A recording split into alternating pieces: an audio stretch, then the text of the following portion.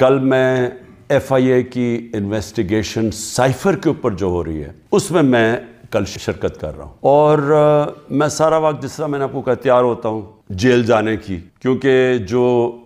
Minister interior کا رانا ثناء اللہ ہے جس کے نیچے ایف آئی اے ہے، وہ تو پہلے ہی کہہ بیٹھا کہ عمران خان کو جیل میں ڈالیں گے ہم یہ سائفر کے اوپر۔ تو مجھے نہیں پتا، کیونکہ اس وقت کوئی قانون تو ہے نہیں، جنگل کا قانون ہے، جسے مرضی چاہو جیل میں ڈال دو۔ بیچارے کتنے لوگ ہمارے عورتیں جیلوں میں پڑے ہوئے ہیں، وقت تو گزر جائے گا لیکن قوم یہ یاد رکھے گی کہ کون سے لوگ کھڑے ہوئے تھے۔ وہ عمران ریاض کو یاد رکھے گی یہ ساری قوم کہ وہ کم از کم اپنے موقف پہ کھڑا رہا۔ اس ملک کے اندر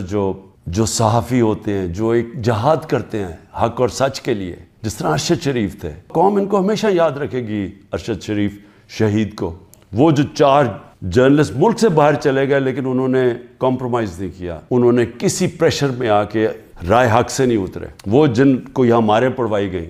ذلیل کیا گیا، اور وہ جن کے بڑے نام ہیں اور پرانے صحافت میں نام ہے، قوم ان کو بھی دیکھ رہی ہے اور ان کو سلام کر رہی ہے، اور ان کو بھی دیکھ رہی ہے جن کے ضمیر مر چکے ہیں۔ تو میں ایف آئی اے کا ذرا آپ کو سمجھا دوں کہ یہ کیس ہے کیا۔ نہ تو ابھی تک مجھے کوئی کویسچنر ملا ہے کہ یہ میرے سے کیا پوچھنا چاہتے ہیں، تو میری کوئی تیاری نہیں ہے۔ لکھا یہ ہوا ہے کہ جی اپنے ساتھ ڈاکیومنٹس لے کے آئیں۔ مجھے یہی نہیں پتا کہ آپ نے پوچھنا کیا، تو ڈاکیومنٹس میں کیا لے کے آؤں، اور پھر سے میں یہ کہہ دوں کہ آپ کے انٹیریئر منسٹر تو فیصلہ کر بیٹھا ہے،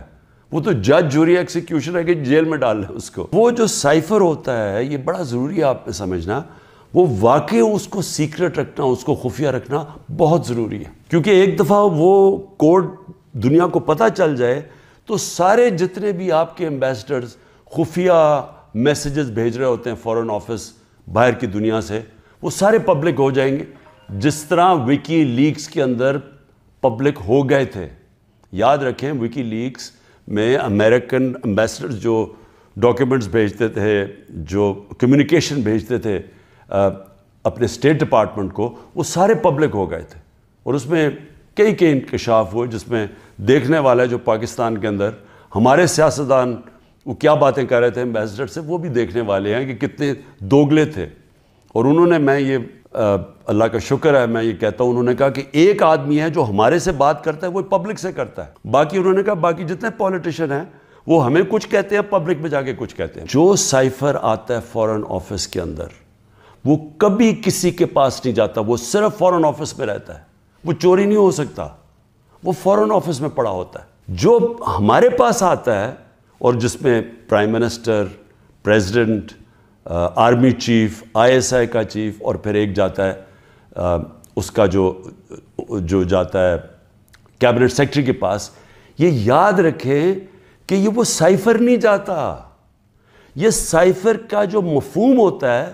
وہ اپنے لفظوں میں لکھ کے ہمارے پاس پہنچتا ہے۔ تو سائفر فورن آفس میں رہتا ہے، وہ کبھی وہ نہ چوری ہوا ہے، نہ وہ اور کوئی دیکھ سکتا ہے، نہ پرائم منسٹر، ہم کوئی نہیں دیکھ سکتے، کیونکہ یہ سائبر سیکیورٹی کا قانون ہے جو کہ کیبنٹ ڈویژن بتاتی ہے ان کو، فورن آفس کو۔ تو پہلے تو یہ سائٹ پہ کر دیں کہ سائفر کا جو کوڈ تھا وہ کبھی بھی پبلک نہیں ہوا، کسی نے نہیں وہ دیکھا بشمول پرائم منسٹر کے۔ ہم نے سب سے پہلے اس کو فیصلہ کیا آپس میں کہ ہم یہ پبلک نہیں، ابھی اس کے اوپر بات نہیں کریں گے، کیونکہ او آئی سی کی کانفرنس تھی پاکستان میں 22 اور 23 مارچ کو، تو سائفر آ چکا تھا 6 مارچ کا۔ ہم نے اس کانفرنس کی وجہ سے ہم چپ کر کے بیٹھے رہے، کیونکہ باہر سے منسٹر آ رہے ہیں اور شور میں جاتا ہے اس کا، تو ہم نے کہا ملک کو نقصان پہنچے گا۔ 27 تاریخ کو میں نے جلسے میں جو ایک کاپی لہرائی وہ سائفر نہیں تھا، جو سائفر کے اندر پیغام تھا، تو وہ میں نے بتایا، اور میں نے تب بھی محتاط رہا، میں نے یہ نہیں بتایا کہ میں نے کہا یہ بڑا سینسٹیو ہے، میں نے لکھ کے بتایا کہ میں صرف کوئی غلط بات نہ کہہ دوں، کیونکہ انٹرنیشنل ریلیشنز ہیں، ہماری دوسرے ملکوں کے ساتھ تعلقات ہیں، وہ نہ خراب ہو جائے۔ کتنی بڑی اس ملک سے میں سمجھتا ہوں کہ کتنی بڑی ملک کی توہین ہوئی کہ ایک باہر کا ایک آفیشل وہ پاکستان کے ایمبیسڈر کو کہہ رہا ہے کہ اپنے پرائم منسٹر کو اگر تم نے نہ ہٹایا، ووٹ آف نو کانفیڈنس، جو پھر سے میں یاد کرا دوں کہ ابھی آئی نہیں تھی، تو پاکستان کے لیے مشکلات ہوں گی، اور اگر اس کو ہٹا دیا تو سب کچھ معاف ہو جائے گا۔ یہ تھا سائفر میں۔ اور جو ایمبیسڈر تھے، پھر سے میں آپ کو بتا دوں، اسد مجید، انہوں نے لکھا اس میں کہ میرے خیال میں تمہیں اس کے امریکہ کے خلاف ان کو پروٹیسٹ کرنا چاہیے، ڈیمارش کرنا چاہیے کہ یہ کبھی اس طرح کی زبان استعمال نہیں ہوتی، ایسی دھمکی نہیں دی جاتی۔ میں پہلے کیبنٹ میں رکھتا ہوں، پھر 28 مارچ کو نیشنل سیکیورٹی کاؤنسل میں رکھتا ہوں، اور وہ نیشنل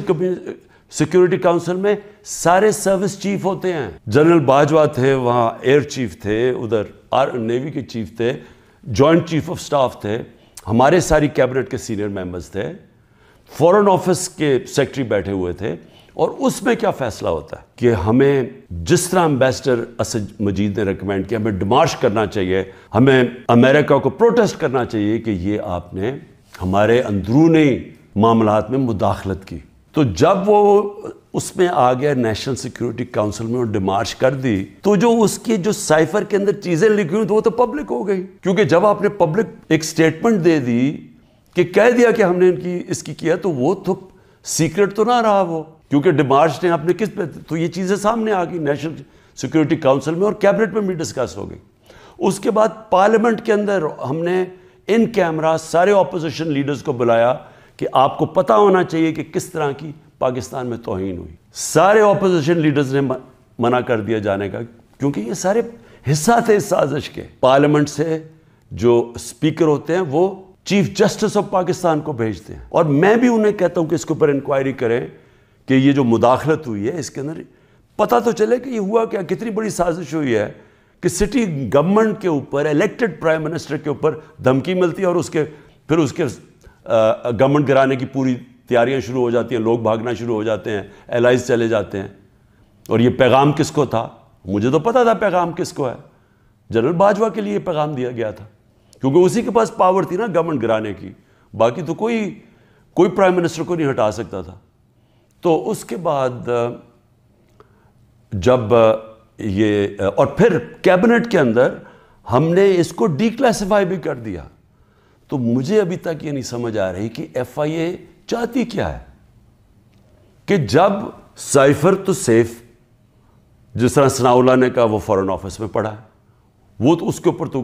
اس کے تو کسی کو پتہ ہی نہیں ہے جو سائفر کی کوڈ ہے۔ ہمارے پاس جو جس کو پیرافریز کہتے ہیں انگریزی میں لفظ، ہمارے پاس جو آتا ہے وہ تو اس کا مفہوم آیا تھا، اور وہ جا کے نیشنل سیکیورٹی کاؤنسل اور کیبنٹ میں جب رکھا اور بعد میں ڈی کلاسیفائی بھی کر دیا، تو وہ تو پھر ایک سیکرٹ ڈاکیومنٹ نہیں رہا۔ جب رجیم چینج ساؤتھ امریکہ میں بھی ہوتا ہے تو اس طرح تو پھر بھی نہیں ہوتا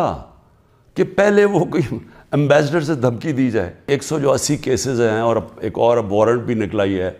الیکشن کمیشن کی توہین ہو گئی۔ یہ دنیا میں آپ نے نہیں کبھی سنا، عدالتوں کی تو توہین ہوتی ہے، الیکشن کمیشن کی توہین ہونے وارنٹ نکلائیں۔ پوری کوشش ہے کسی نہ کسی طرح اس کو جیل میں ڈال دیں۔ میں کھڑا ہوں، جیل کے لیے بھی تیار ہوں، لیکن قوم کو میں یہ بتا دوں کہ میں انشاءاللہ ہر کیس کا ثابت کروں گا اسی ملک میں بیٹھ کے کہ ہر کیس انہوں نے جعلی بنایا ہے، بوگس بنایا ہے، اور ہر کیس جب عدالت میں جائے گا، جب سنا جائے گا، کوئی جج بھی سزا نہیں دے سکتا پورا کیس سن کے، کیونکہ یہ سارے جعلی کیسز ہیں۔ اور اس کا مقصد